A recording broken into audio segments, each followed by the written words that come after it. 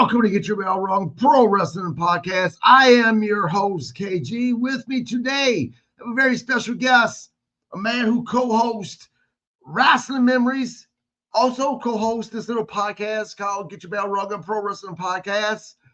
A guy who knows, I swear, I haven't asked him anything since he's been my co-host that he doesn't know professional wrestling. The guy is so damn and smart, and he's a true historian. He doesn't think he is. I do. But he is a historian for professional wrestling. I'm talking about the Grizzled Vet. What's going on, man? What's going on, man?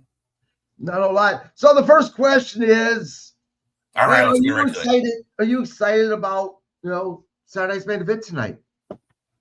Well, considering, as I said last night, I didn't even know it was on today. But hey, it's 22 degrees outside. There's snow and ice on the ground, and I'm staying inside where it's warm. So, yeah, I'll watch some Saturday night's main event. And not today. We're not talking about WWE or AW. We're talking about you and you being involved in your role in professional wrestling. But before we get there, did it actually snow in Texas? Do you guys actually have snow on the ground? A little bit of snow and a little bit and a lot of ice. Yeah. It does snow here about once a year. Yeah. You know what? Down south has been getting more and more snow. I swear, every time the past couple of years it snows in Louisiana, it's always early in the morning, and I have friends are calling me like at 3 a.m. Dude, it's snowing. I'm like, I don't give a fuck. I live in Minnesota. I don't care about snow. Yeah, I think it started snowing here at like 2 a.m. or something. I think that's when it came in. So yeah. The whole United States right now is frozen, except for Florida. Apparently, Florida is nice and warm still. Goddamn, Robbie Idol. From what I understand, I believe the storm is like affecting 33 states or something. Yeah, it's a crazy winter storm, man. Yeah, it is. Man, let's talk about professional wrestling and your role. Talk to me about how old were you when you discovered professional wrestling, and do you remember discovering professional wrestling? I know I watched it when I was a kid, when I was like little. Main thing I remember, though, the first actual memory I have, though, is probably mid-'80s. The old, once again, Saturday night's main event. That was my thing. I grew up in a small town, so we didn't have cable system, so I didn't get like the primetime wrestling and All American. I didn't get all that. The only wrestling I got was Saturday night's main event every 6 weeks on NBC. So I vividly remember recording Saturday night's main event and it was the episode with Uncle Elmer's wedding.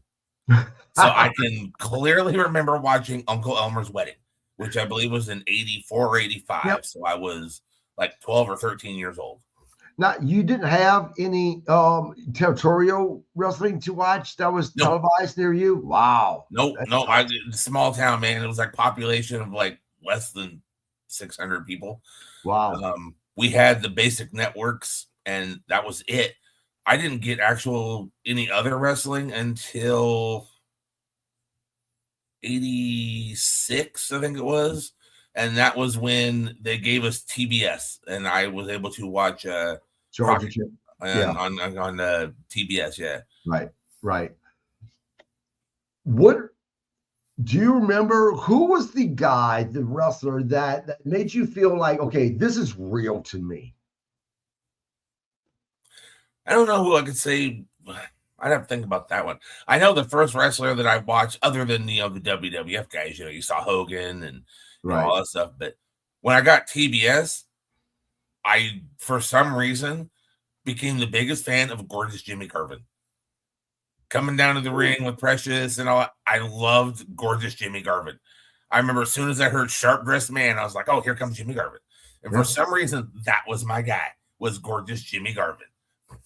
Yeah, it's funny because I think people would expect to hear, especially, Jim Crockett, that, Ric Flair, right? For me, it wasn't Ric Flair. I mean, look, I was a Ric Flair fan, don't get me wrong, but for me, it was the Tully Blanchard with Baby Doll, right? For some reason, Tully Blanchard for myself was this no-nonsense guy who would just whip your ass, and Baby Doll was his ride or die. So I get it. I get why you were attracted to Precious and gorgeous Jimmy Garvin. Now, when were you introduced to WWE? And the reason why I'm asking this is because I remember watching, Mid-South Wrestling, watching Crockett. And when I got introduced, when we first got cable, we're about the same age. And I first watched WWF at the time. I couldn't watch it. It was just too different. It was too cartoonish, even for a kid my age, because of what I was used to watching. Did you have the same reaction, or was it more, no, you were drawn to this because there was more color and lights and characters? I was drawn to it when I saw it. I've told you this before. I like the gimmicks. I like the flash. It's fun, but I also can sit down and watch a straight wrestling match. I don't need the gimmick, but no, WWF got my attention right off the bat. I know earlier when I was younger, because I remember one memory very vividly. We were in Oregon visiting my brother and his wife for, I believe it was Thanksgiving, and he was watching Portland wrestling. So I was probably 9 or 10 maybe, but he was watching Portland wrestling. I didn't know what it was. I was like a kid playing with toys or whatever. He had Portland wrestling on, and there was a match, and I believe it was, I want to say it was Top Gun, but he had the mask, and the guy who was wrestling got him to bleed, so the blood was all soaked into the mask. Mm-hmm. And I remember seeing this guy wrestling with a blood-soaked mask, freaking out. I'm going, oh my God, I thought this guy was gonna die. And my brother's like, oh, he's fine. I'm like, what? It just didn't make sense. We here's this guy in this soaked mask. He's bleeding. I'm thinking he's dying. I'm like, oh my God, this guy's gonna die. What's going on? I didn't know nothing. When did preserving wrestling history start to become a thing for yourself? Well, see, I watched TV, so I got the the WWF. I started watching that, and then I started watching Crockett. Then we got later on ESPN, and through ESPN, I found World Class Championship Wrestling, and there's a story behind that which I'll tell. And then as I got older, I got into high school and all that, and I was taking. I like to write. I loved creative writing. I did it in elementary school. I did it in high school. I was a journalism class in high school. I actually have my associates in English and journalism. So I was always into writing. And when I was 18, I was a big wrestling guy. Wrestling was my thing through high school. Loved it. My friends and I watched it. And I had actually thought about, I could be a wrestler. Maybe I could be a wrestler. And you remember back in the day in the magazines, you'd see the ads in the back for like the different schools. Yep. And you could send in and they'd send you like a brochure. Yeah. I found one place that sent me a videotape, like a little 15-minute tape of, what they do. And I was like, okay, cool. So I watched this videotape and I looked at it. I'm going, I don't know if I want to do this. I don't know. I didn't like the idea of inflicting pain on myself. It was showing you how you would do like a bump and all that. And I'm like, I don't know if I want to do this. But by that time, I had been reading the magazines, obviously. And I learned that, the magazines, people are writing for the magazines. Who are these guys? Let me look into this. Who are these people? So I started looking into guys like that. I started looking into like, Craig Peters and, Bob Smith, Stu Sachs, all these names, Eddie Elner, Stately Wayne Manor from Wrestling World Magazine. I started looking into stuff like that. Well, going over who are these guys? I can write about wrestling. That would be fun. So when I got into college, I was taking journalism and I told one of my journalism instructor, I'm into wrestling. I want to write about wrestling. I think wrestling will be fun. And he encouraged that. Right. And I wrote some stuff for the college paper, newspaper, and it would be like little wrestling reviews. Like I went and saw, I watch a pay-per-view and I do a review thing of it, and we'd put it in the paper. But, that's kind of how I got started, was through my journalism thing. I realized I could write about wrestling. Why not do that? And then it kind of became like a bigger thing. Right. So that would be kind of the start of it, was just learning that, hey, I could write about it. Why not? I could do this. They do this. And those stories were obviously, it wasn't really like, news. The stories were like, Hulk Hogan swears, I will defend the honor of America. And it was all bullshit stories, you know. It was all storylines. It was all kayfabe shit. Right. But, you know, it sounded fun to me, and I thought, hey, I could do this instead. Were you familiar with a gentleman by the name of Ed Helinsky?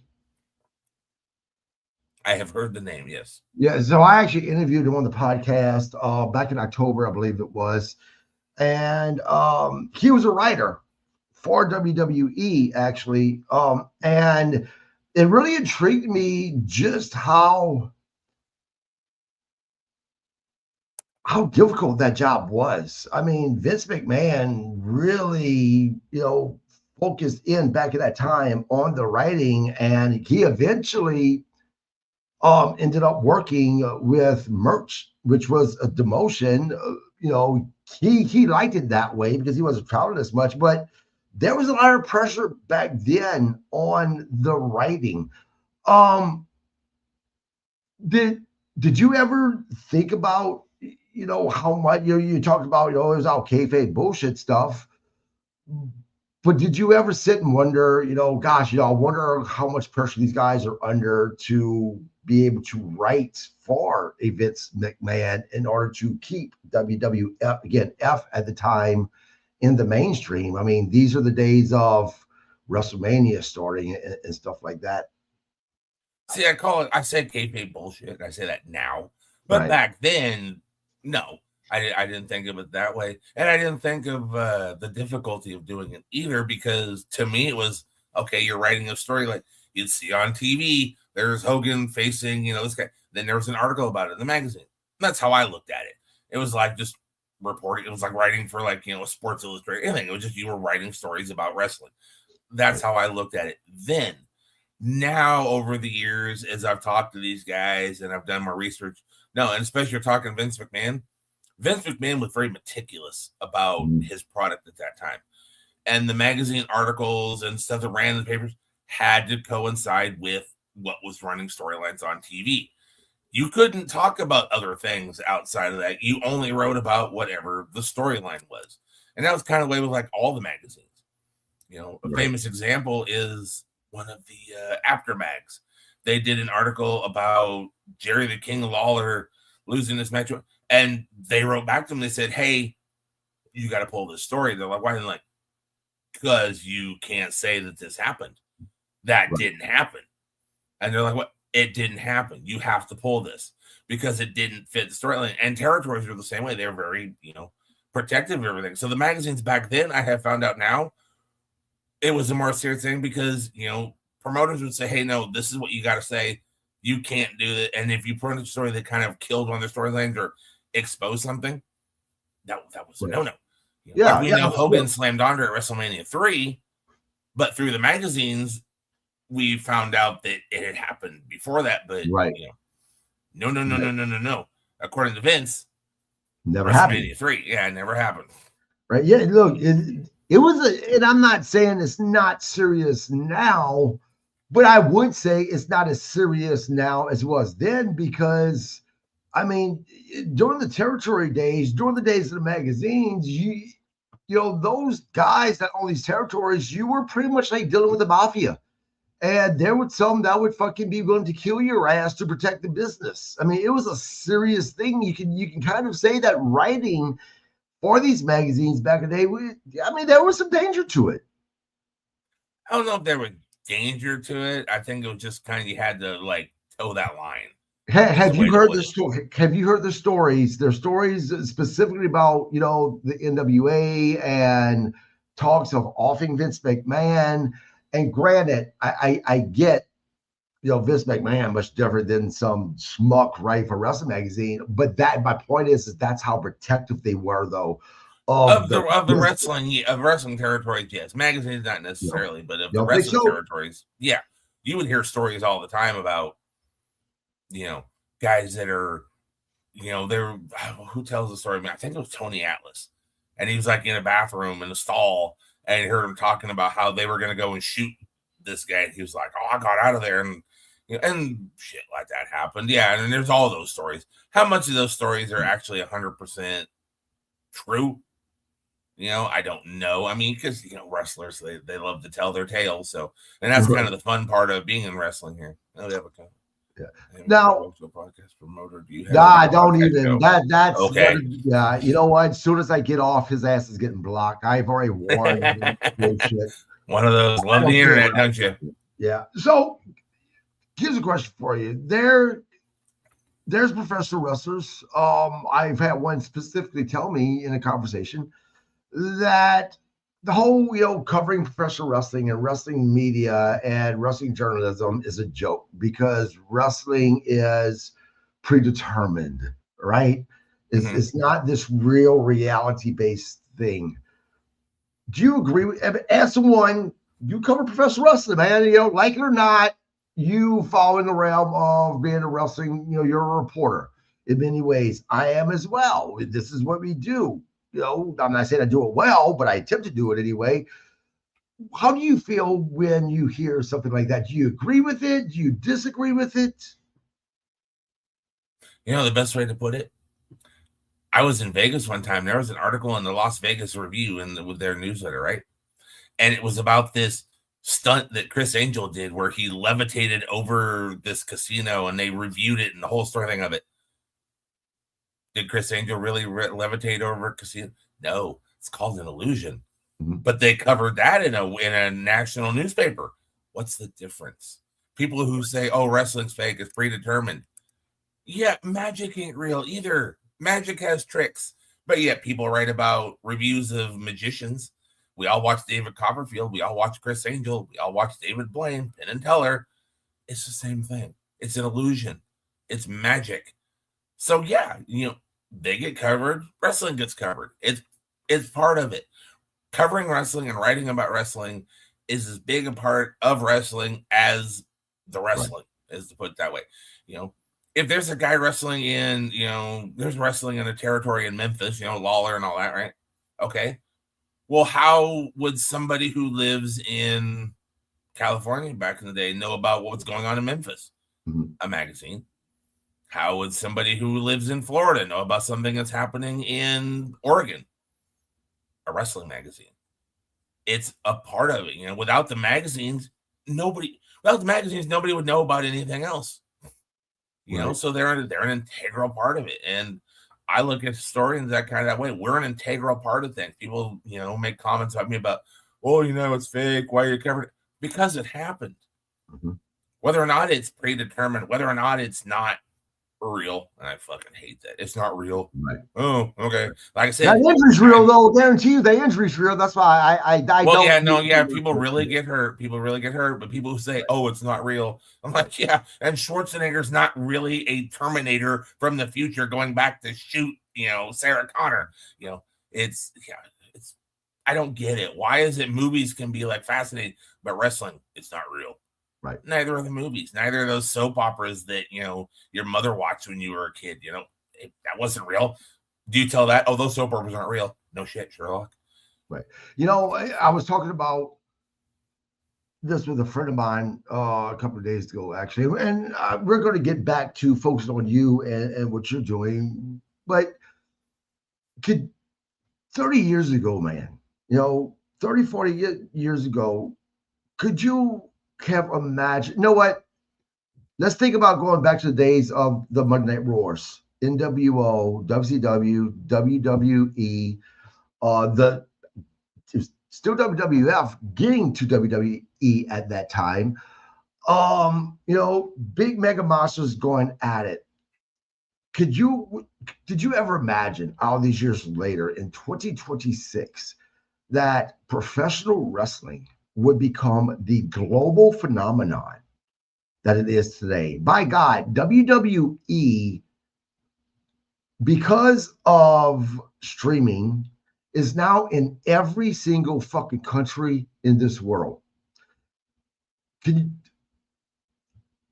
you see this coming? Did you see professional wrestling getting this big? Because, let's be honest, and again, we're the same age. Back in the day, you kind of got picked on if you were a wrestling fan. And now look where it's at. Well, yeah, now it's the cool thing. Right. We've talked about that on my radio show. Wearing an NWO shirt was fucking cool. Wearing a Stone Cold Steve Austin shirt. It was fucking cool. At one point, black t-shirts were almost impossible to find in the U.S. because so many of them were being used up to print NWO and Stone Cold Steve Austin t-shirts, Austin 316. But did I think of it? No. But look back to 1984 when Vince decided I'm going to do WrestleMania. They thought he was nuts. Right. That's not going to work. Hey, Right. you can't do WrestleMania. That's not going to work. That's too big. Well, we got WrestleMania 42 coming up in Vegas. It's going to Saudi Arabia next year. Then when the internet became like the thing and YouTube became like a thing, people are like, oh no, this internet, nobody's going to, it's just a fad. Internet's just a fad. Right. Dude, now something happens in professional wrestling, boom, between all the sites, it's on the internet like minutes later. Things so damn fast. Back in the magazine days of the 70s, something would happen in, April, you'd read about it in like, July. Right. Now everything's instantaneous. Did we think that was going to happen back then? No. Right. Genevieve says it was back then too, just different. Thanks for joining us, my man. I appreciate that. Let's get back to you though. So you talk about you loved writing,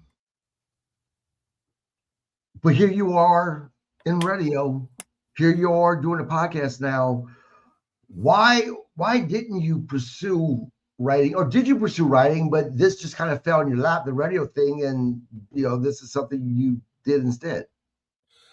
I enjoyed writing, and I've written for a lot of like websites. Once the internet became a thing, writing for me became a thing. Like I said, I've been doing this in some way, shape, or form. I've been involved in something since 1995. We're going on 31 years in August. And 95 was when I called a guy. Bobby Rydell was his name, and he had a newsletter called Inside Ringside Wrestling. It was Inside Ringside was the name of the wrestling newsletter. And somebody messaged me and said, hey, on AOL Messenger, remember AOL, the message boards, So I commented on something. This guy sent me an AOL instant message saying, hey, call this guy. I'm like, well, dude, I live in California. He's in New York. It's 3-hour time difference. It's like 2 a.m. there. Oh, hang on a second. Comes back. Okay, yeah, he's expecting your call. All right. So I called him. We talked for a few minutes, And then the next day I sat down. I watched Bash at the Beach in 1995. I wrote a review about it. That was my first published piece in a wrestling newsletter. And that's kind of how that got started. Before that, I was, I'd buy the magazines and I compiled things. I compiled, this is so funny. I put together Brian Westcott. We all knew somebody was going to dominate the industry. It was just a matter of who and when. You're talking wrestling, intelligence a lot. This guy right here, you know Brian from CAC. Yeah, I love the guy. We got to have Brian on the show someday because I've always said he's forgotten more than a lot of people remember. Right. It's just amazing. I've called him the human history book of professional wrestling. I love Brian. Yep. He's on my list to have on the show this year. Trust me. Oh, when you do that, I got to be part of that one. I did a podcast with Brian for 2 years. He was with me for 2 years on a podcast I did. Yeah, absolutely. Here's a question for you. And I'm not talking bad about the show Wrestling Memories because it's definitely bigger than my podcast. It's an actual FM show, but it's still small potatoes. My podcast, I wouldn't even consider small potatoes. I'm like a small bean, right? I am a guy like yourself with the knowledge that you have, right? You're clearly, you're a good talker, a good speaker. You really are, right? Mm-hmm. Why aren't you doing something bigger than what you're doing? That's a good question. I enjoy what I'm doing though. I'm a humble type of guy. When you put up these posts about the most intelligent knows all this, when I read this and I just kind of go, oh, shucks. It kind of, I'm like, dude, don't know. And then when people come up to me who, when I did a podcast, the first one I did was ISW Radio. And it was from my hometown. And I advertised it. I actually put an advertisement in a local, magazine there. And people listen to it. They would come up to me and be like, hey, you're the guy from the... I'm like, oh, yeah, that's me. And then I'd be like, and I don't want to change the subject. So, but As far as wrestling memories go, it goes back to like ISW radio. I had met David Fuller online and we had talked, because at that time I was kind of working on a project that, due to circumstances, is kind of, went under. But I got in touch with him, and then one day he was putting up a notice. He put up a thing on Facebook saying, "Hey, I'm looking for a podcast host, yada, yada, yada." And I replied, I said, "Hey," I said, "I've never done a podcast. I've never done radio before." I said, "But I'm willing to give it a shot." He texted me like the next day and said, "Okay, hey, we're going live on Wednesday." Okay. All right. We went live on Wednesday. We did a Carl Lauer and Morgan Dollar were the first guests on our show to talk about the award nomination announcements for CAC that year. That was our first show. And that was in 2014. So I was already 20 years into doing what I was kind of doing, which was research and chronicling things and keeping, the facts and the files. I printed out everything because that's what I did. I was, I study the history. I love the history, but I like to preserve it. I like to chronicle it. And that's my thing. I like to have the, stuff like that. So, but I still did writing. I'd write like reviews and things, when Owen Hart, died. I did a lot of pieces on him. I wrote some stuff during the Chris Benoit tragedy. Well, not for Chris Benoit, but you know what I mean. Right, when Chris Benoit murdered his wife and kids and all. I wrote about that. And I would go on, and this is back in the day when you had the internet radio, and I might go on there to talk about something. I wrote some stuff for newsletters about CAC and things like that. But as far as podcasts, I've only been doing this for 12 years now. Because it was about this time in 2014 that I did. So it's been 12 years. Yeah. So it's new to me. And I always said I had a face for radio. And I don't think I have a great voice. Oh, and you're drunk if you're saying that. Trust me. And if you go back and, okay, thank you. But if you go back and listen to what I did, that, oh my God, I am embarrassed to listen to early shows I did because they sound so bad. And I learned, that I had to kind of, change. And I just got better. And then 6 months into it, David stepped down to go get back in because he was going to start promoting. He was doing a TV thing on YouTube. He was building up the ISWE back up here again in Fort Worth and doing shows. So I took over, kind of became his media guy. I took over the podcast, became the host, brought in my friend Joe Souza, brought in Brian, and we ran with it for 2 years. And we had a lot of interviews on that one. And I slowly picked up my voice. I finally got to, in fact, one time I got an email from a guy that said, they emailed me and they said, "Hey, I really enjoy the show." I'm like, "Okay, cool. Thank you." And he goes, "I love your sarcastic character." And I'm like, "My sarcastic character? What do you mean?" And I got to think about it. I'm like, "Oh, it's not sarcastic character. That's just kind of me." And when I was doing the show, I just kind of amped it up a little bit, like I do with you. I'll be a smartass on the show sometimes. But I started to find my voice doing ISW radio. And then that ended in 2016, right before I moved out here to Texas. And then I wasn't doing anything. So I was back into, researching and, chronicling. And when I say chronicling, I have files on my computer of articles saved so much, like pages and pages, like thousands and thousands of pages saved in files on my computer on external hard drives. Because I just click and save the article, or I'll, highlight it, save it as a, click copy, save it as a doc, save it. I save this shit. So that way, if somebody goes, "Oh, hey, do you remember when this happened?" I can go, "Well, let me look, see if oh yeah, I have it in my file." That's what I do. As me as a historian, I like to chronicle things. Right. So. Right. And fans, by the way, I know I said, wrestling memories, small potatoes. Look, it isn't. I listened to it. It's a great radio show. I was just comparing, be thinking he could go out doing bigger things. But make sure, look, if you guys have not checked it out, make sure you go check it out. It is very entertaining. And if you love professional wrestling, I promise you're going to love Wrestling Memories. You really will. Is there a topic, Grizzle, that a topic in professional wrestling that you just won't cover? for some, a particular story or a particular wrestler that you just stay away from for whatever reason? I'd like to say yes, but I don't think there is, because I just dive headfirst into whatever. Rock and Roll Buck Zumhoff. You know who that is? Oh, who's that? Rock and Roll Buck Zumhoff. Oh yeah. The stuff with him and the daughter and all that.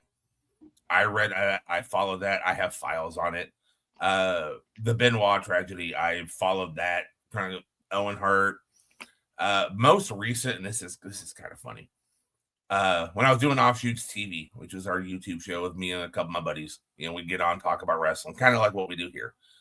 And that day, they had released the lawsuit from Janelle Grant about Vince McMahon. And it was the lawsuit that included all the details of the things that had happened. I printed this out. I have it. It's in my file cabinet right here next to me. I have the 68 pages of it. And we're like, okay, we're going to talk about this. All right. Well, we decided, okay, since I have the lawsuit, I'm going to read passages from the lawsuit. I did not read this lawsuit ahead of time. I did not know much about it. So I'm going through passages and I'm getting to the part where him and the personal trainer were with the girl and he defecated on her, went to shower, left her laying in it still, and then came back. And I'm like, I'm reading this going. And as I'm reading this, I'm looking ahead, I'm going, oh God. And I'm live on a YouTube show. Not a lot of people are watching it, but I'm live on YouTube reading this going, this just turned into, Uncle Mike's porn hour here. Come here, kiddies. Let's talk about girls in the cup. Because I just went, hey, it's news. Let's do it. And as I'm reading this going, oh, crap. But I committed to it. I'm like, all right. I even said during the show, I feel so dirty. So no, there's nothing I won't, because it has to be. I think of some way it has to be covered. It has to be noted, just regardless of how disgusting it is. Right. Like I said, the Rock and Roll Buck Zumhoff thing, I chronicled that. And I'm not saying whatever happened, but hey, say Dark Side of the Ring ever went, we're going to do an episode on Rock and Roll Buck Zumhoff. Hey, dude, I got tons of, not footage, but tons of written material on the Rock and Roll Buck Zumhoff case. Is that going to happen? No, probably not. But in my mind, I feel like, if somebody ever needed this information, and I don't know who would need that, but if somebody ever needed this information, I would have it available. Right. Or I'd be able to find it. And that's what I pride myself on. Yeah. What has been, throughout wrestling history, what has been your favorite time of history in professional wrestling to cover?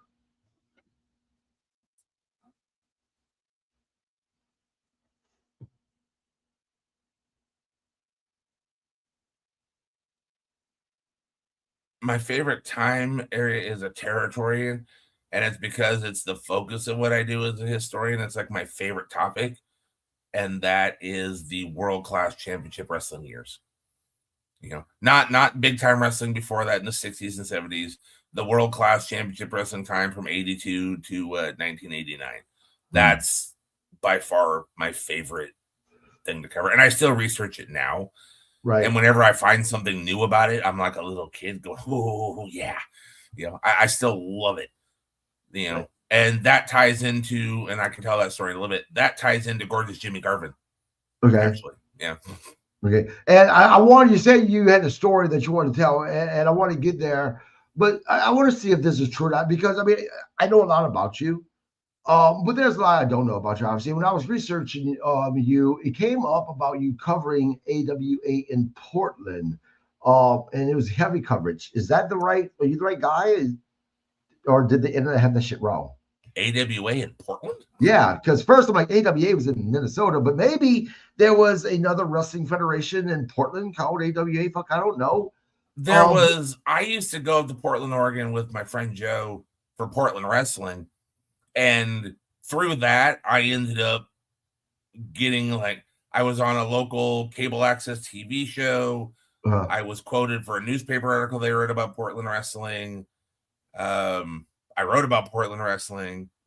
I did some interviews with wrestlers from Portland wrestling.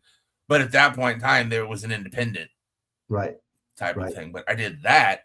As far as AWA goes, the only thing I can think of would be I might have written a piece about Steve Carino, who at that time was one half of the AWA Tag Team Champions. And maybe I just misread something because I'm looking at what I found, where I found that. It says that you cover territories like Portland and the AWA. So my bad. I might have misread. That sounds like the newspaper article.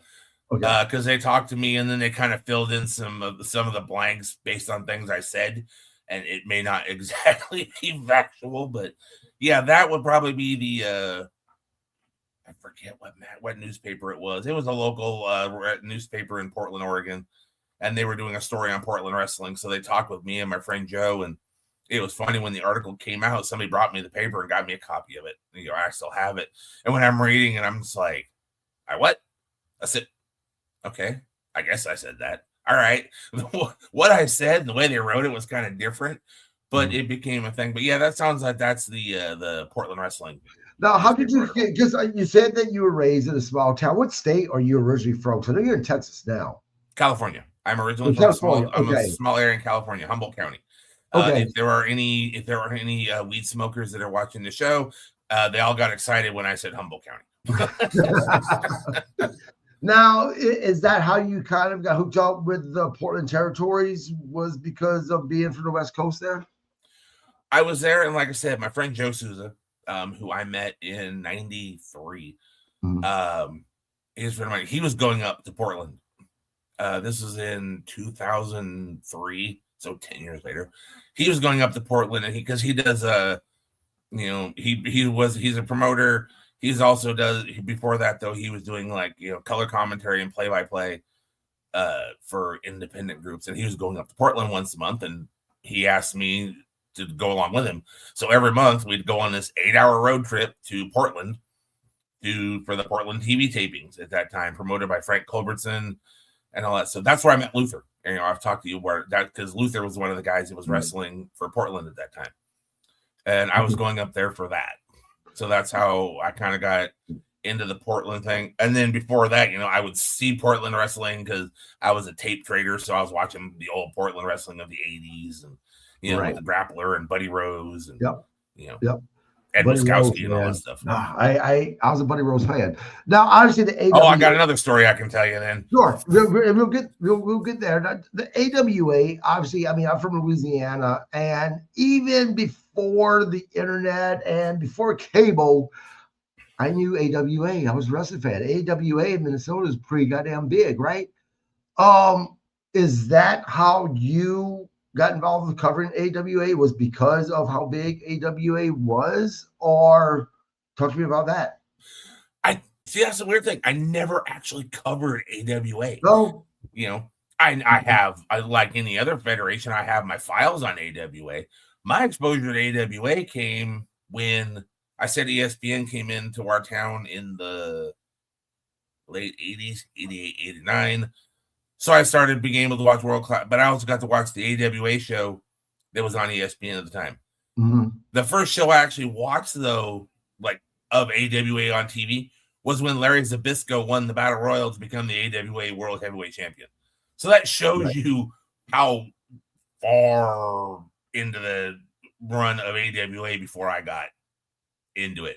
That was like the very tail end. That was the Team Challenge series and the Jake the Milkman Milliman and all that type of stuff. So I got into AWA. AWA is probably one of the groups that I know the least about. Well, interesting.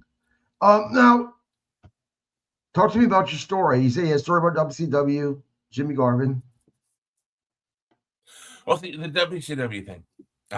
As I told you, when I got to start watching TBS and Crockett, I got to watch, and I became infatuated. I loved Jimmy Garvin. He was like my favorite. Well, when we got ESPN in '88, and I was flipping channels one day, I think I was home from school sick or something. I was flipping channels, and I saw wrestling. I'm like, oh, what's this? So I stopped. and it's Legends of World Class Championship Wrestling. I'm like, oh. I'm like, well, that's Jimmy Garvin. I know that guy. Okay, cool. I'm going to watch this. Who the hell is David Von Erich? Who's Kerry Von Erich? Who? Oh, okay, I've seen that guy before, and I think it was Michael Hayes. I'm like, I've seen him before, but who are these dudes? Who's Chris Adams? Who's this guy? And I watched the entire show, and I'm like, okay, cool. I kind of like this. But besides Crockett and the WWF, that was the first territory stuff I'd ever gotten to see was world class. Except for like, the little Portland stuff that I can remember. But I remember vividly it was world class, and I became fascinated with it. And I started recording it Monday through Friday. And then on Saturdays, when I was home from school on the weekend, I'd pop my videotape in and I would watch 5 hours solid of world-class championship wrestling. And that was how I kind of got, fixed on world-class and all that, was because of Jimmy Garvin. I recognized him from Crockett. And I was like, oh. And then I'm like, but who are these other people I've never heard of? And that just goes to show you, without the magazines and like Wrestling Observer, you didn't know about these other territories. So I didn't know. Yeah. Now I feel kind of stupid going, who the hell is David Von Erich? Yeah, but I mean, it's the truth, because I talked about earlier when we first got cable, when I was introduced to WWF, how I hated it because it was cartoonish. But that doesn't mean that it was bad. They were successful because that territory loved, that type of wrestling versus what I was accustomed to. But let me ask you this. Do you think the WWE save at WWF at the time, Vince McMahon? I said, did Vince McMahon save professional wrestling, or did he kill professional wrestling for what it was in its truest form? Vince McMahon, wrestling, everything, it's got to evolve. Mm-hmm. That's my thing. That's what I tell people all the time when they complain about, oh, this current wrestling, blah, blah, blah. Back in my day, I'm like, well, yeah, back in your day, though, there was also black and white, Gunsmoke Westerns on TV. Those aren't going to, what sells on TV now? Reality television. There was no such thing as reality television. Right. TV has to evolve. Wrestling, movies have to evolve. Same with wrestling. I can go back and watch something from the 1970s, no problem. I can go back and watch 1950 Chicago Wrestling Club on YouTube. If you have not seen it, go watch it. It's absolutely fascinating. The guys are wearing suits, the women are wearing dresses, the matches are in ballrooms, and it's 25 minutes of grappling. You don't have drop kicks and suplexes off the top rope. They're grappling for 30, 40 minutes, and I'm fascinated by it because that was the thing. But it has to evolve. Vince McMahon is responsible for the evolution of pro wrestling as we know it, because Vince he bought the company from his father. He saw an opportunity to kind of become the guy, and people don't like the way he did it. No, he went in, he stole talent, he closed down territories, places shut down because of Vince. So he was not popular for it. But he created something new in professional wrestling, and it evolved from there to where we got Hulkamania. And without Hulk Hogan, I don't think wrestling would be where it is now. Without Hogan, you wouldn't have a Cena, you wouldn't have a Rock, you wouldn't have Stone Cold. Right. Vince revolutionized wrestling. I don't think he killed it. He changed it, but it had to change for the better because territory wrestling wasn't going to be the thing in the 90s. And when the internet became a thing and you could find stuff on YouTube, yeah, okay, your territories were all that, but everything has to evolve. And I think Vince McMahon is responsible for revolutionizing wrestling to where it is today. And then now you got guys like, Triple H, Nick Khan, TKO, Tony Khan doing his thing with AEW. They're making it a global phenomenon, making it even bigger than, in my opinion, what Vince had envisioned. He wanted global, but Vince did not achieve the global success that wrestling has now. But it has to evolve. So I don't think he killed it. He changed it. He but it had to change. Right. Same question, almost. Do you think the internet has helped or hurt professional wrestling specifically? And let's be specific, because my thing is, I don't think the internet really hurt professional wrestling. I think if anything, it would be social media. So let's be specific. Do you think social media has hurt or helped helped professional wrestling?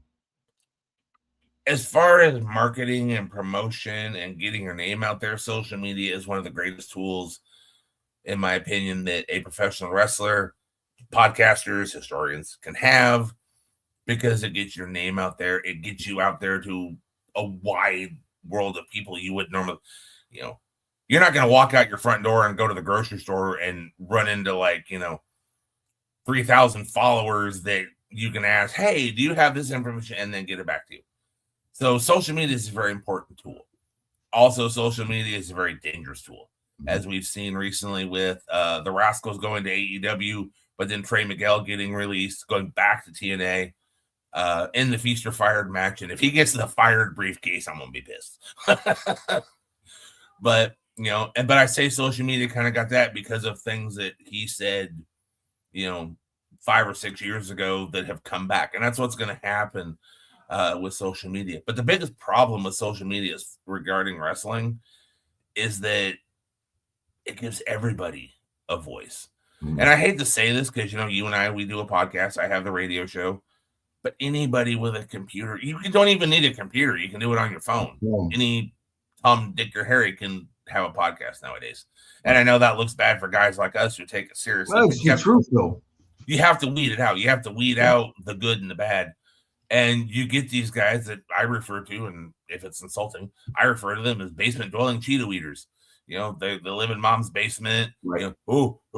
Seth Rollins. And, send. Right. Yay, I reported on something. No, you didn't. I read online that says that blah, blah, blah, blah, blah. Send. Okay, well, thank you for spreading the bullshit.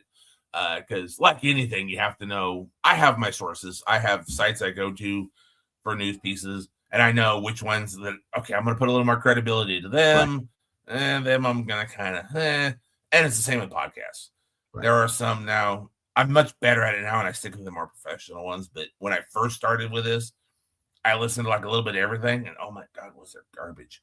And there's still garbage out there, but I think now people recognize the garbage better.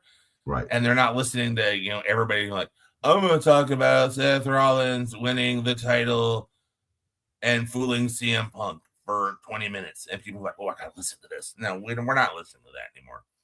You kind of have to pick and choose your thing. So social media in that aspect is a dangerous tool because, one, it opens up wrestling to a little bit more than what it should, but it allows everybody to say what, and everybody's allowed to have an opinion, but I don't think everybody needs to report it. Right. Let's talk about some of those who you've had the pleasure of interviewing.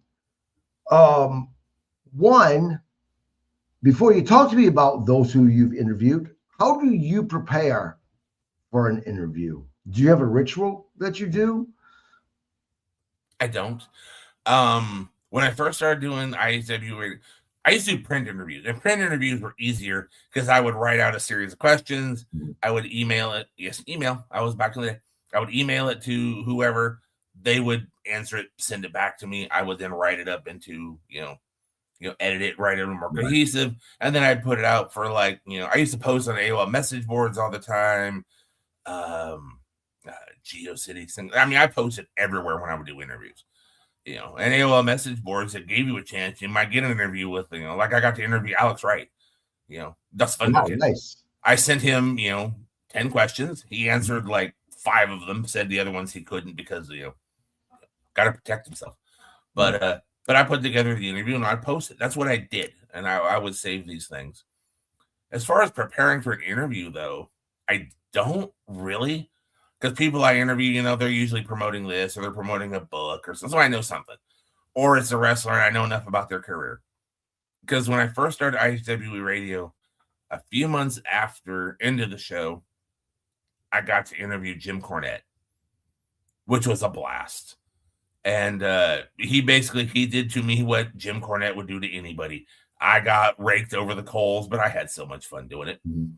But a few weeks after that interview, I got to talk to Jim Ross at Call for Rally Club, and he was doing Grill and JR, or JR's Barbecue, or whatever. He wasn't doing Grill and JR yet. He was doing his own podcast before Conrad.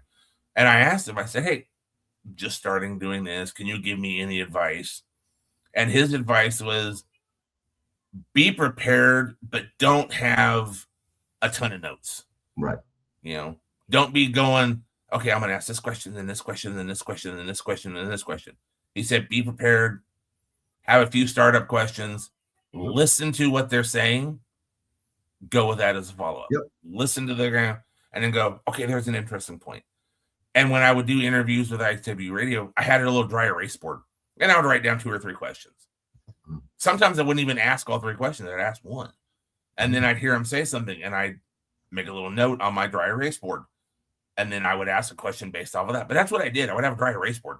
But no, that's the best advice I've been given, and I still follow that now. I know what I want to talk about. I know kind of what my starter questions are going to be. And then I ask a question, that gave me an answer, and then I followed up.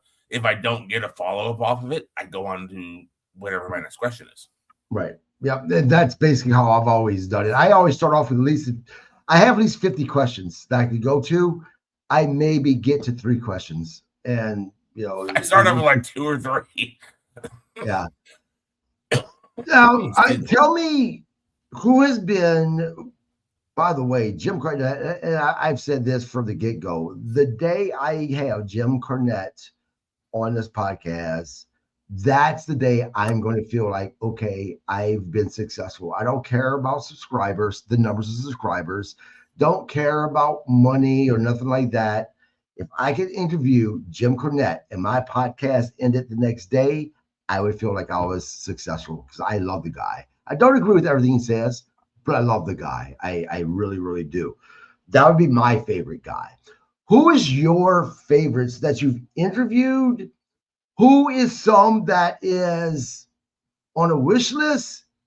And also talk about those who have been your least favorite. The least favorites, you don't have to mention names if you don't want to. You could just say, I've interviewed this person and this is what happened and why you didn't like it.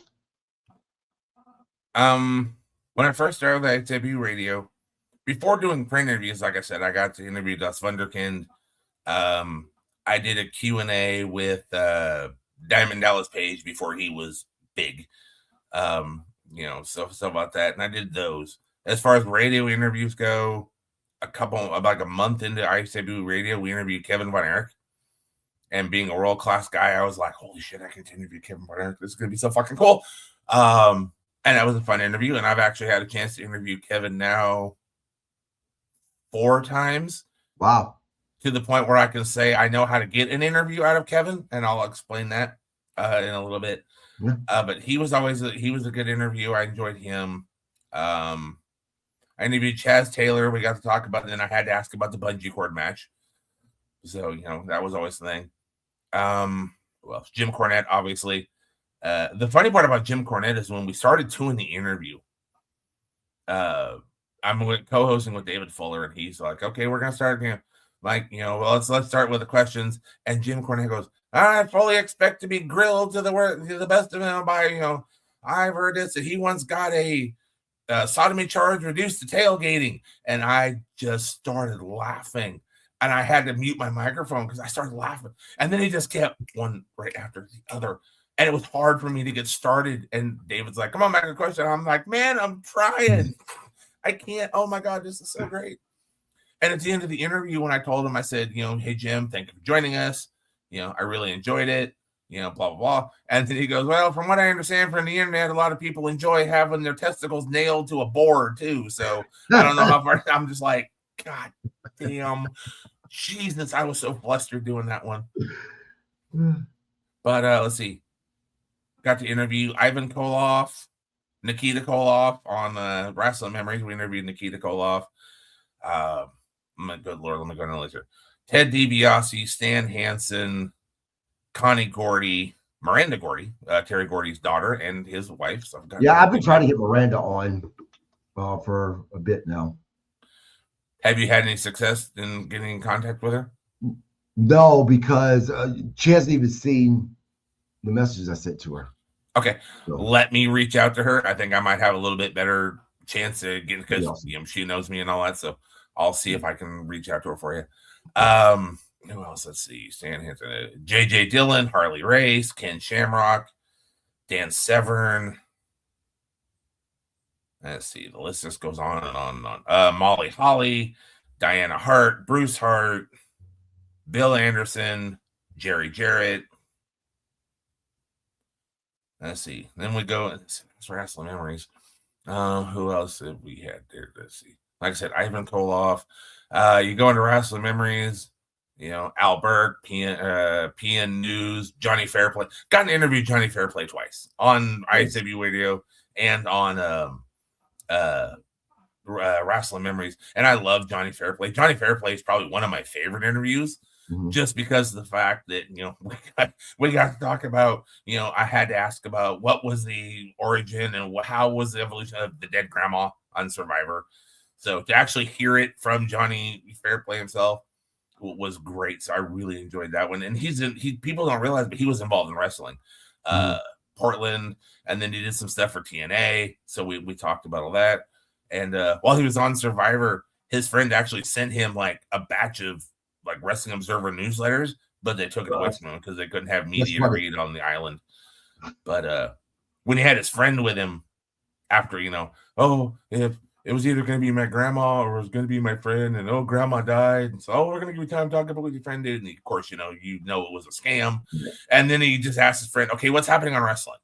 That's what Johnny talked about on the island with his friend who came to visit, was what's happening on wrestling. Which kind of goes to show you. But no, Lord, who else? Oh, God. Like I said, after 12 years, that's part of the thing. I'm working kind of on a book of my own, and I'm trying to recall names and stories of people I've spoken to and, you know, stuff like that. So, well, talk to me about interviews that's gone wrong, or for whatever reason, people you just, for whatever reason, didn't enjoy interviewing. And again, I'm not asking for names if you don't put names out there. This isn't a dirt type of podcast, but the situation around why, you know, that interview just wasn't good or you didn't like it. I won't give names on ones I don't like per se, but there was one because it was set up through a friend of mine. And the guy's supposed to come on. We're going to talk about it. And he basically just, we'd ask him questions. He'd be like, yeah, blah, blah, blah, blah, blah, blah, blah. He was just there because it was set up and he wanted to promote something. Right. But as far as he was concerned, we were just another little podunk little podcast on nothing. That was ISW Radio. And he just treated me like, well, not me specifically, but us, me and Brian and Joe, like garbage. You know, you could tell he didn't want to be there. I got to the point where I was tired of talking to him, but I had made a deal that, okay, we'll give him a half hour to promote what he's doing and everything else. But he was just kind of a ass about it. Then, of course, there's always the interviews where you think you got the questions and you ask them and they just kind of go, bleh. You're like, damn. I've had drunk guests. That was fun. When we interviewed Kevin Von Erich, the thing with ISW Radio was through Blog Talk Radio. Do you know anything about Blog Talk Radio? No, I don't. Yeah, Blog Talk Radio was where you could host podcasts. You called in on your phone, and you had a studio, which is kind of cool. You had a little studio board, and you could have like music and different effects and things like that. So I was always playing songs and things and stuff like that. But you could have live call-in, right? You know, which was kind of fun. But during the Kevin Von Erich interview, we had this guy come in, you know, he was talking like this about all the wrestling and the Von Erichs and Kevin Von Erich called him, you know, how you doing there, Apu? Because this guy was basically, and he goes, oh, do not talk to me like that, you piece of shit. And Kevin got pissed. Yeah. I mean, not pissed like verbally, but saying, you know, hey, there's ladies listening. We don't talk about that around women. I mean, he's being Kevin Von Erich. Kevin's a very, you know, old school type of guy. But yeah, I had a live caller that did that. Had another live caller one time who called in and was asking about a Hall of Fame thing we were doing at a show that I was promoting with Joe in California. And we told him who's going in. And he's like, those guys couldn't draw flies, blah, blah, blah. So we had to cut that one. Live callers are always fun because you never know. Never know. It's kind of like your comment list over here, that guy that popped up. But No, Right. live callers were always a pain. My all-time worst interview, and it's not because of him, because he was awesome. And I'll give you the name, and people are gonna go, "Oh yeah, it's beautiful Bobby Eaton." Loved interviewing Bobby Eaton. Thought it was great. You know, Bobby, you worked with Jim Cornette, Stanley, Midnight Fifth. Tell us about this. Oh yeah, those were good days. Okay, tell us about your work with Nature Boy Ric Flair. I loved working with Ric Flair. Ric Flair is one of the best. Ric Flair. Bobby would not talk about himself. He wanted to talk about everybody else, and he wanted to put them over.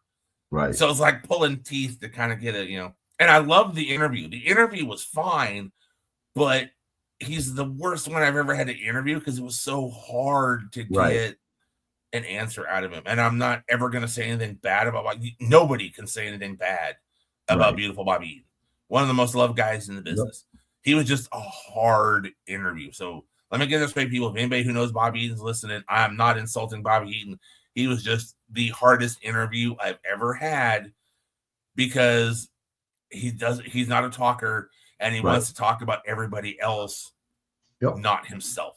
Yeah, look, I mean, I get it. I've had people on that I've interviewed, and they give very, very short answers, and they're so short and so vague that it's hard to build off of it. And you're here trying to do at least 45-minute interview, it makes it difficult. It's not because the person's bad. It's just makes it difficult. Absolutely. It goes to the thing, like I said, about Kevin Von Erich. I've loved interviewing Kevin. But one time when he was being honored at CAC, Royal Duncan, who was doing the Cauliflower Alley Club newsletter at the time, asked me if I would write a piece about Kevin Von Erich. Fuck yeah, I'll write a piece about Kevin Von Erich. Hell yeah, this is going to be easy. So I called Kevin, set up an interview. We talked on the phone for about 45 minutes. I asked my questions. I got my answers. I wrote the story. And the story was about, wrestling and his family and his brothers and all this stuff. Royal messaged me and he goes, "Hey, I appreciate it, sir, but we were hoping for a little bit more about kind of his career." And I'm like, "Royal, that's not what Kevin wants to talk about. Kevin wants to talk about his life now. He wants to talk about his brothers. He wants to talk about his family. He doesn't want to talk about he wants to talk about his family." So Royal went, "Okay," and we ran the article based on that. But after doing 3 interviews, I knew the gist of it. So I knew kind of, okay, we're going to stick with, what was like this, and stick with the family questions, which you kind of have to do. Kevin's another great interview, but it's a very specific subject. Right. Talk to me about, has there been a particular topic or something that you've covered in professional wrestling that really affected you personally? Oh, easily Chris Benoit. Easily, and still is, because that all happened and people looked at Benoit like he was the sickest piece of shit on the planet, which, I mean, the man killed his wife and it killed his son. He ain't, winning any, awards for Father of the Year or anything. Right. But I wrote about it on a very neutral platform. I didn't get personal on it because I didn't think I could. I needed to stay out of it. I needed to be, subjective. I needed to maintain not having an opinion. So I wrote, but it was hard because there were so many people going, "Why do you want to write about this piece of crap? Why would you even defend this guy?" I said, "I'm not defending the guy. I'm trying to tell both sides of the story." And I did that in a few newsletters or online pieces, news sites. And that's what I did. I covered both sides and tried to be neutral. And it was very hard. And I still maintain that to this day. Right. Because I look at it as Chris Benoit being one of, I can say probably one of top 5 best wrestlers of all time. The man that weekend is where the greatest technical wrestler, one of the best technical wrestlers of all time, ended, and we got this Benoit. I see it as 2 different people. And now that I have children of my own, I look at what he did and I go, okay, he is a sick fuck. How could you do that to your own children? So that's always been the one, but I've always maintained that I'm going to stay and I'm going to remain neutral. I have my opinions of him, but if somebody wants to go, hey, can you do a review? We're doing a retro review of WrestleMania where Chris Benoit won the title I'm like, okay, I'll write about it. No problem. If somebody goes, hey, we're going to cover the anniversary of the deaths, I'm like, okay, which is coming up. 20 years is coming up in 2027. Will I do a 20th anniversary, not anniversary, but 20 years later, retrospect? If somebody asked me to, yes. I might even put it together myself just because it's a sad part, but it has to happen. But unfortunately, that's always been kind of the ones that's dug at me because so many people were like, why would you do this? Why do you want to write about this crap? Why does someone want to write about, the murder of, Jean-Bonnet Ramsey? Why does someone write about it? It's a news thing that needs to be covered. Is it difficult? Fuck yeah. Is it something that they're like, oh my God, I can't wait to write about this? No. But if they take what they do seriously, it's something they need to. And in the aspect of things like that, that's also what you're assigned to do. I was never assigned to do these things. So being that I was doing this on my own accord, that also made people look at me like I was a fucking freak. Now, do you think that, we were talking about controversial figures, right? Chris Benoit, even Hulk Hogan. Do you think that the person should be separated from the character and what they did inside of the ring and for professional wrestling? Well, like I said, Benoit is one of the top 5 technical wrestlers of all time. Right. Until that weekend, then it was a different Chris Benoit. And people who knew him said the same thing. So the night of the first death, which was Nancy, that's where one of the greatest technical wrestlers of all time, that's where that ended. But I can go back and look at a Benoit match and appreciate it for what it is because he was a great wrestler, And then, then I got to go look at it the other way. So I think I don't think we should forget, and I don't think you really separate it, but I think you need to acknowledge what they did previous and not just later. Because we now know, it's like with Hogan. Okay. Was he a little racist? A bit. Did he say some things that weren't good? A bit.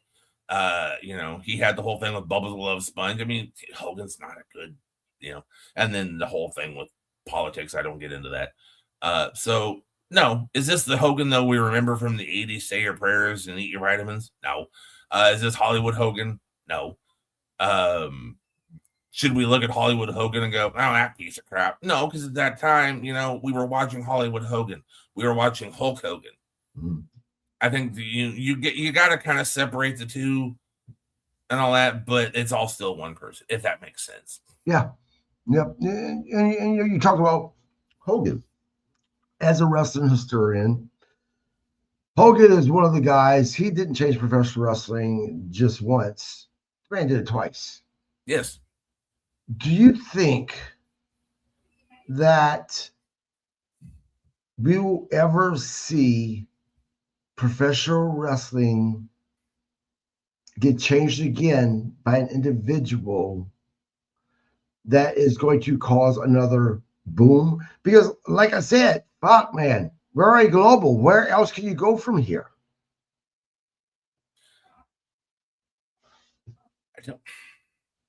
I don't think we'll ever see another Hogan because of that time frame. But it wasn't just Hogan though. It was Vince McMahon behind his machine that created. Hulk Hogan did not create Hulkamania on his own. Right. Vince was a part of that. Will we ever see another Hogan? I think the closest to come to some of that we just saw retire, and that would be John Cena, and looking what he did. But even he's not Hogan level of what he did, but he made a major change in wrestling, like the Make-A-Wish and all the, and being an ambassador and stuff like that. So I don't know if we'll ever see another Hogan, but I think we'll see, like right now we're seeing a global era. You had the Attitude Era, you had the, the '90s era, or whatever, you had the what was it, the New Revolution or whatever they called it in the '90s. We see a different era. Now we're seeing a global era. We're going to see different eras in wrestling. Where it's going to go from here, I don't know. If it can, I don't know. Wrestling on the moon. We're pretty much taking over the world. So, right. Yeah. As far as another Hogan, I don't think we'll see one. You said something interesting. You said Hulk Hogan didn't create Hulkamania on his own. That was Vince McMahon. Do you feel the same way about, well, Hogan didn't create Hollywood Hogan on his own? There was Eric Bischoff. Hogan was the face of it. Hogan played his part. Hogan was the wrestler. And yes, he's the one who did the work. But and NWO, it was a marketing machine. Hogan, Hall, and Nash weren't selling T-shirts and merch and all that. No, they were going out and doing their thing, but there was a marketing machine behind it. Same thing with Hulkamania. There was a marketing machine behind it. Anything like that it's huge, in books. 50 Shades of Grey. I'll just use that as an example. That was freaking huge. And that's just it was word of mouth and marketing campaigns. Just anything that's big is a marketing. Movies. I got to see this movie. Yeah, because you saw the trailer. You've seen all the marketing for it. Without marketing, they're not going to. Hogan, Hall, and Nash wouldn't have been the NWO that we know without a big marketing thing behind them. Without Ted Turner, and ATM Eric, as they call him. But without that force behind it, you wouldn't have this type of stuff. There's always the big marketing machine. Vince was behind Hogan. Bischoff and Turner money was behind the NWO, but you need the guys on TV to do their thing too, because once again, you can market NWO T-shirts, but if Hall and Nash and Hogan ain't making it cool, you ain't gonna wear that shit. Same thing with Hogan. You're not gonna the red and yellow and all that if he's not doing his thing. You needed Hogan to do it. Hogan. Vince could promote WrestleMania, Hulkamania, but if Hogan's not doing his part, people aren't going to give a shit. So it's a give and take, but they're not doing it on their own. Right. Before Hogan, who do you credit for in the early years making professional wrestling and carrying professional wrestling throughout history? Before Hogan, who's the most important person in professional wrestling other than Hogan from the earlier years? Well, before Hogan, everything was territory, so it kind of depends on where you're at. But if you're looking at New York, Bruno Sammartino, he was the star. That's who everybody came to see. If you go to like Florida, a guy like Dusty Rhodes. If you go into Crockett, whatever, in Mid-South, you had Ric Flair. If you're up in Oregon, you had Playboy Buddy Rose. If you were, in Florida, well, Dusty was in Florida too, but you also had, that point in time, and like right here in Texas, and to this day, they're still gods. Texas wrestling, world class, would not be what it was if it were some boys called the Von Erichs. They're still treated like gods here. I can't go out in public wearing. I have a Von Erich T-shirt. If I go out and wear that thing in public, it's guaranteed someone's going to stop and have a conversation with me because they want to talk about the Von Erichs. So before Hogan being territory, it depends on where you were at. In Memphis, it was Jerry the King Lawler, carrying things like that. So San Francisco, you had guys like Lonnie May. Los Angeles, Roddy Piper was doing it there. It just depended on where you were at, who was carrying it. And as far as national goes, once the national expansion and you start seeing things like TBS was a superstation, that was your Dusty Rhodes, your Ric Flair, Magnum TA, I think would have been one, and then you had, of course, Hogan. Right. Well, let me ask you this: Hogan wasn't Vince McMahon's first choice. Dusty Rhodes was. Dusty Rhodes didn't want it. Then Hogan. If Dusty would have been the guy, do you think it would have had the same effect and the same explosion that it did under Hogan? might make some people mad with this one, but no, it don't. I don't think you can market Dusty the way they marketed Hogan. Dusty could talk. I mean, I love Dusty.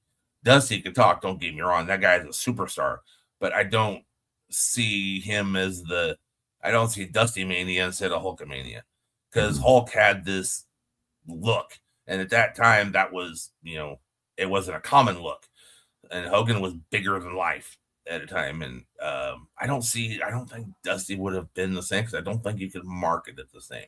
And there are going to be people who argue with me, which is fine. Right. Everybody's going to argue their point, but no, I don't think Dusty would have been. Some will say, I heard them say, that if Hogan would have never been featured on Rocky, the small part that he was in, that I've heard people say that he would have never been what he was. It wasn't Vince McMahon that exposed him. It was his part on Rocky that drew people to him and professional wrestling. And that was actually the beginning. Do you agree with that? Well, yeah, that's what exposed a lot of people to Hulk Hogan, obviously, was Rocky 3. The movie and things like that. He was actually in the AWA when that movie came around, but Vern didn't want him to do it, right, which is one of the reasons why Hogan went, all right, I'm out. Vince saw something a little bit different, and he knew that an exposure like that is going to create something. So no, I think, I can agree with that. Rocky 3 with it, I think that was kind of a step more, because Hogan had been around, and people think, oh my God, but no, he was still Hulk Hogan in AWA, and he was still big.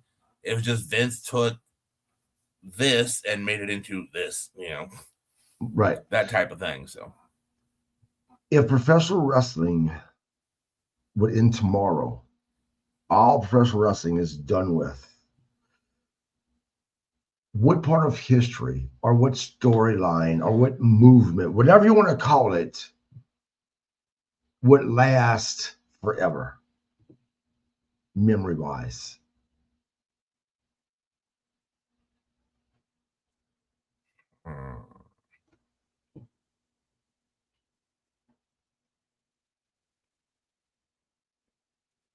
I'm going to say, and it involves the same guy, Hulkamania or the NWO. Because the NWO was huge.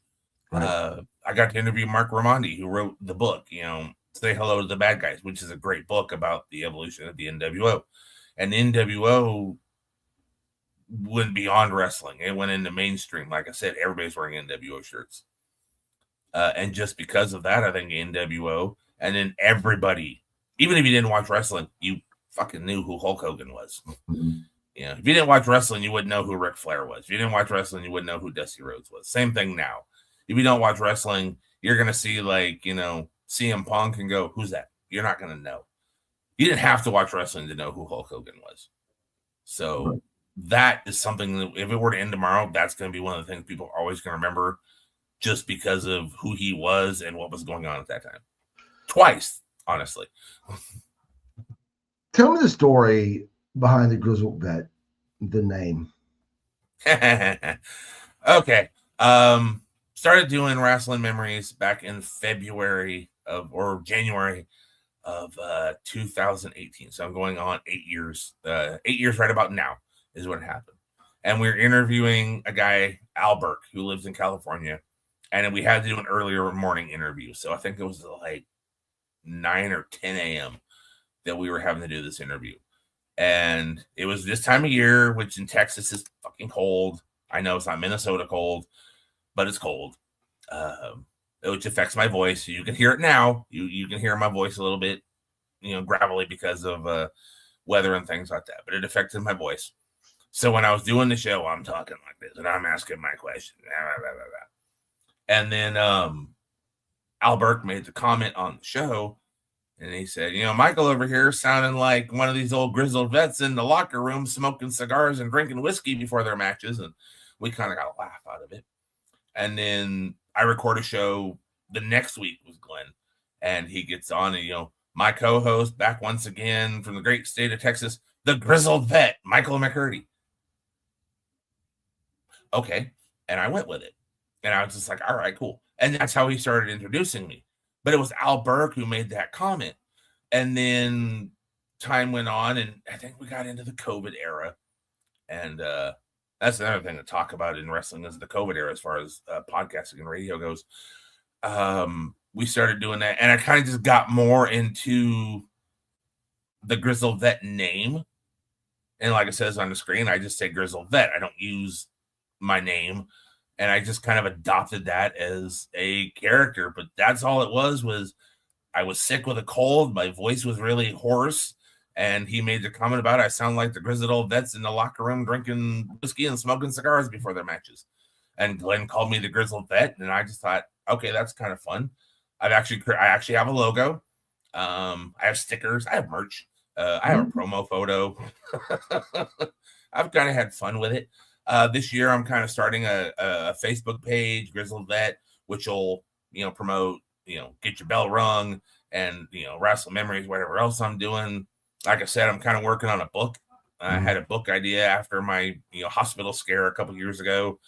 So, I'm doing things, and it just kind of Grizzled Vet's become the moniker. I think it's fun, and it allows me to be different because, 5 days a week, I work at a grocery store. I work in a deli, and 5 days a week, that's what I do. And then a couple nights a week, doing Get Your Bell Rung, doing Wrestling Memories. Before that, Offshoots TV. I get to put that part aside, and I get to be the Grizzled Vet for a couple hours. It's like, my, my tone changes, the way I speak changes, my demeanor kind of changes. It's like a 180. My wife says that she can hear it when I start talking, that I just turn on Grizzled Vet voice, or as I call it, radio voice. At work, they have us make announcements over the intercom, and the store manager found out that I do radio, and so he started having me do the announcements. And one of the assistant managers went, "How in the world do you make those announcements and you sound so smooth and so clear, and then you talk like this?" I went, "Radio voice." Now, you mentioned something, and I do want to talk about this. You mentioned the COVID-19 era. Mm-hmm. If we were still in the territory days during this time, do you think professional wrestling would have made it? And even with professional wrestling where it's at during the COVID-19, how close do you think we came to seeing the end of professional wrestling? Because as we found out, let me tell you, the fucking fans at a live event truly matters. Well, yeah. COVID era, like, are you saying like if, Memphis and World Class and all that was going on during it, there was a COVID era during that time? Yeah, I mean, if we wouldn't be in a global wrestling era right now, WWE still existed, but it was just other territory like everybody else, do you think professional wrestling as a whole would have made it? I think WWE could have made it. AEW would be fine. I went to indie shows during the COVID era, and it was horrible because you can only have so many people in the building. So you were wrestling for smaller crowds. Territories would have died during COVID. I went to shows during COVID, and it was not a good situation. Everybody's met and everybody's separated apart. There's only like maybe you're allowed so many people in the building, and also places weren't running.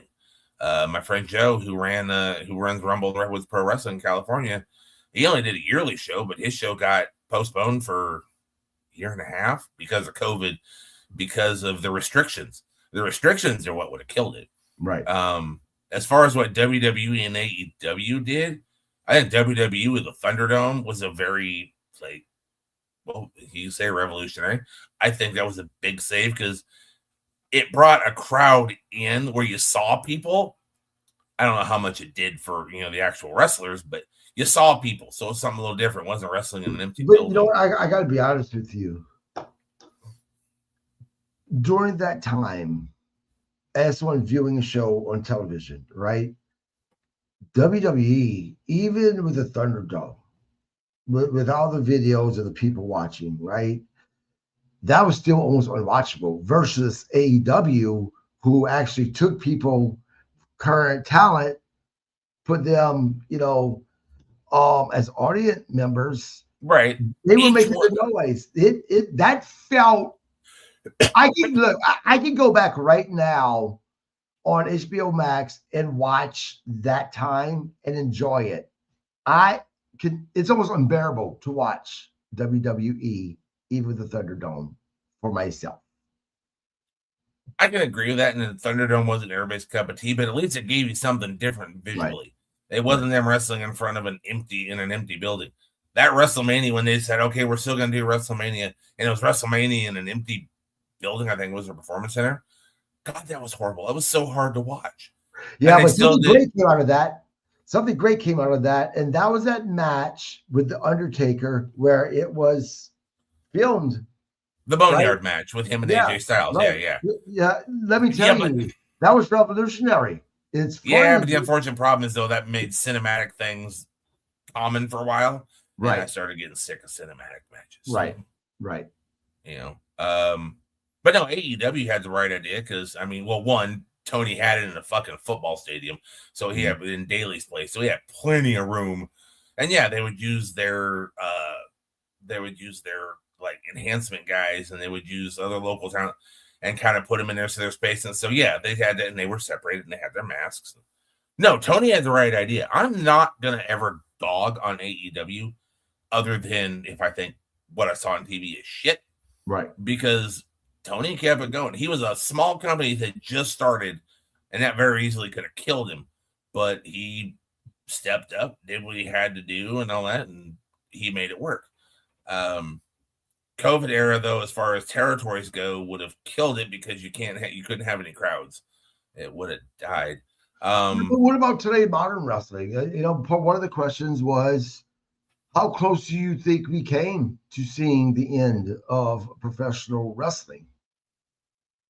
I don't think we came close to the end of it. Yeah. Because as soon as they opened the doors back up, everybody came right back. Everybody knew, okay, we're in this situation. And it was a situation that we were all like, what the fuck? What are we going to do? Once again, I said I worked in a grocery store, and I was considered essential. Right. And nobody knew what was going on. Everybody was like, everything was, every day was something different. I was having to walk home with a piece of paper in my hand in case the police officer stopped me and let me know, hey, I'm going home from work. Things like that. COVID era was different for everybody, including wrestling. And I think a lot of the fans knew that, so they were still watching and just waiting. It just took longer to end than what we were hoping for. And as far as podcasting and all that goes, that's kind of when I really kind of got into it, was at that time frame, because I'd only been doing Wrestle Memories for a couple years by then. Offshoots, we had just started doing. ISW Radio had ended like 4 years prior, so I was still kind of new to it, so only a few years in. But I realized, even if it was only for an hour, even though I'm nothing special, I was entertaining people for an hour that were stuck at home, not knowing what this weird illness is that people were dying from, or being sequestered. I was entertaining them. So that's kind of where more of the Grizzled Vet evolved, and I became more of a character because I felt important. What I was doing was important, just like what the wrestlers were doing, and movie actors and TV people, we were entertaining people in a very scary time. Right. It's people can say what they want about professional wrestling, but if you look throughout history, the fans in professional wrestling has really hit hard emotionally with the heart of this country during some very bad times. 9/11 hit, and I think it was either the day after or the night. I know it was right after. 2 days later. Was it 2 days later? It was 2 days later. Right. We see what happened with WWE and the fans, and just the emotion of people coming together saying, making a statement saying, you will not take this from us. And I don't mean this as professional wrestling, but this, our freedoms. Yeah. You will not make us so fearful that you're going to take liberty away in the things we love doing. With COVID, I remember one of my favorite episodes of professional wrestling. I think it was WWE. No, it actually was AEW, but it doesn't matter if it was WWE or AEW because I felt the same the first time crowds were really able to come in together and enjoy something that we loved, right? That also hit the emotion of this country. It was we made it through something, regardless of how bad you thought it was or was it. We made it through something, and professional wrestling was right there to show you those in this country surviving. Yeah, 9/11, and then that was the SmackDown in Houston, 9/13. The first organized event after the 9/11. And they went to the end and said, we want to do this, and they got the okay, and they went and did it. And of course, Lillian Garcia and the national anthem. Yes. That woman made everybody cry that night. But these wrestlers came together to show, hey, we're not going to let you destroy us. We're going to, and it's probably one of the, even though the matches weren't great, it was probably one of the most memorable SmackDowns of all time.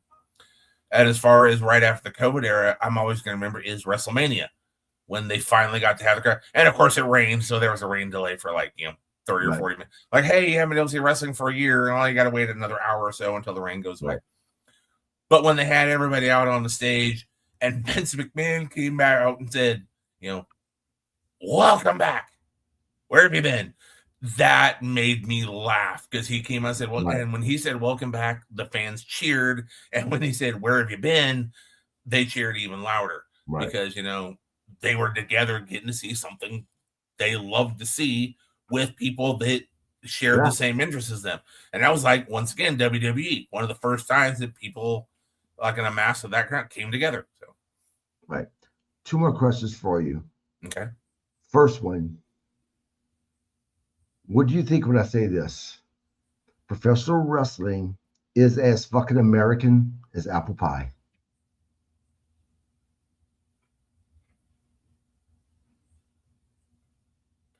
Professional wrestling is a huge thing, obviously, in the history of our country. I mean, professional wrestling goes back to the 20s and before that, and it's always been a mainstay, the carnivals, the circus and things like that, when you would go there. And that was where the term mark came from, is they would put the mark on the guy, and that would be the guy that, I'm going to go in there and, challenge the whatever. And that was the thing. It's always been a part of America. Saying American is apple pie, though, you got to go back and look at how huge wrestling is in Japan. Look how huge wrestling is in Mexico. And in Mexico, that's an indebted piece of their culture. Right. But what I mean by that is not taking away professional wrestling, what it means in other cultures, in other parts of the country. I'm talking about specifically here in the United States, though. It's a big part of our history, and it's always gonna be. Right. Right. The final question. And, I kind of went back and forth. I wanted to ask you this just because this question is something I normally ask, the legends that I've been able to. What? I'm not a legend? Asshole. But it's not to ask you anyway, because look, we are on this thing called, the internet. And if the internet's still around 100 years from now and we're going, someone may come across this, right? Some may like what we're saying. Some may be entertained. Some may hate. I don't know. So I'm going to ask you this. What do you want the legacy for the Grizzled Vet to be?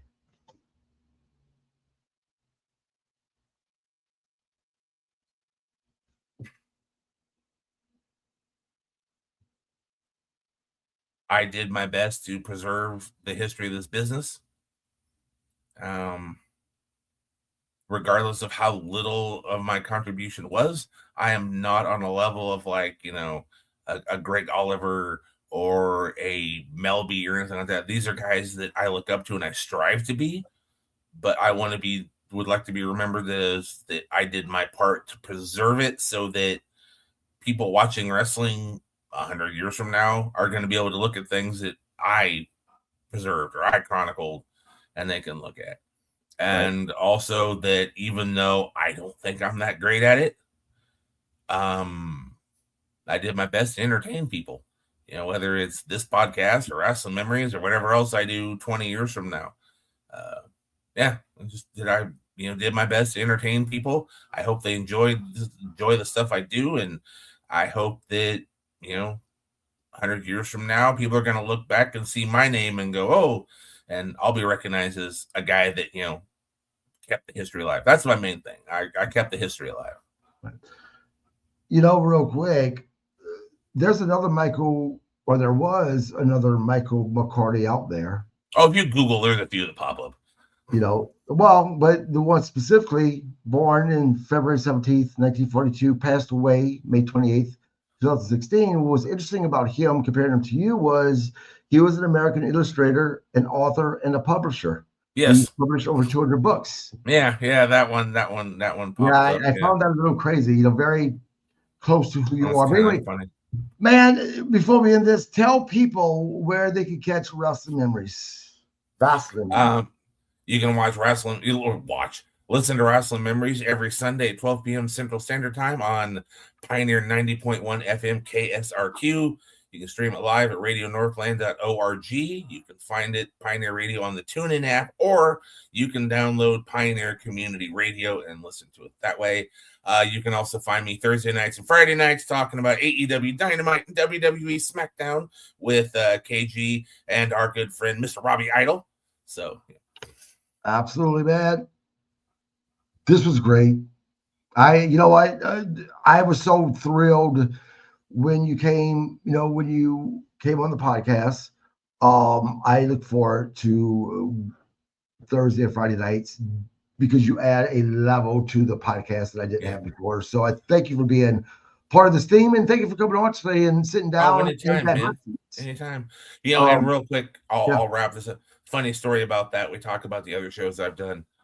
ISW Radio he put up a post and said, "Hey, I'm looking for a podcast host." And I said, "Well, I'll try it."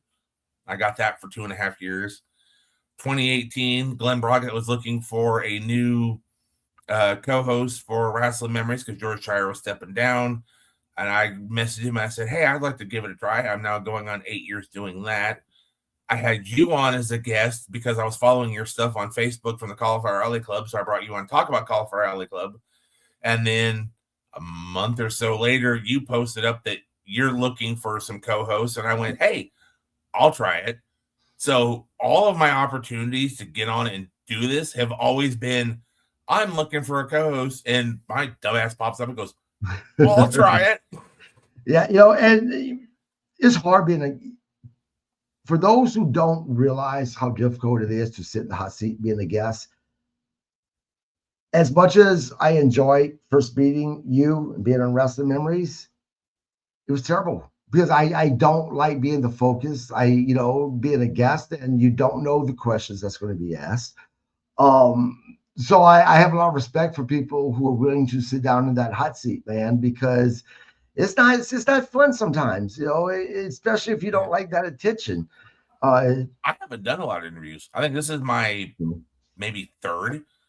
Yeah. I have one scheduled in February with Carmella's Radio Rewind. I'm doing her, I think that's the name of the show, or Wrestling Revisited. I'll have to look it up. But I'm doing an interview with her. But I wanted you to be the one I did first because I wanted to see what you had to say, and I didn't know what questions were going to come at me. Nope. So no, and you were great, absolutely great. Like I said, it's hard to keep the pie. Even our regular shows, it's hard to keep it hour and a half because conversation just flows. You're very passionate about professional wrestling. You have so much knowledge. I have a terrible memory, and as big of a wrestling fan that I am, and I have been since I was a kid, there's a lot of shit that either I don't remember or I just don't know. So it's awesome to have someone like you on as a co-host. It really is. I really appreciate that. Guys, check us out Tuesday night. We'll be doing the recap of Monday Night Raw. And maybe we'll talk a little bit about Saturday Night Main Event just to throw it out there. Please subscribe to our podcast. Please also follow Grizzled Vet. He's on Facebook. Michael McCurdy, or please go check him out on Wrestling Memories. I'm telling you, the show is awesome. I love it. You can catch it on Sundays. Until then, you guys have a great weekend.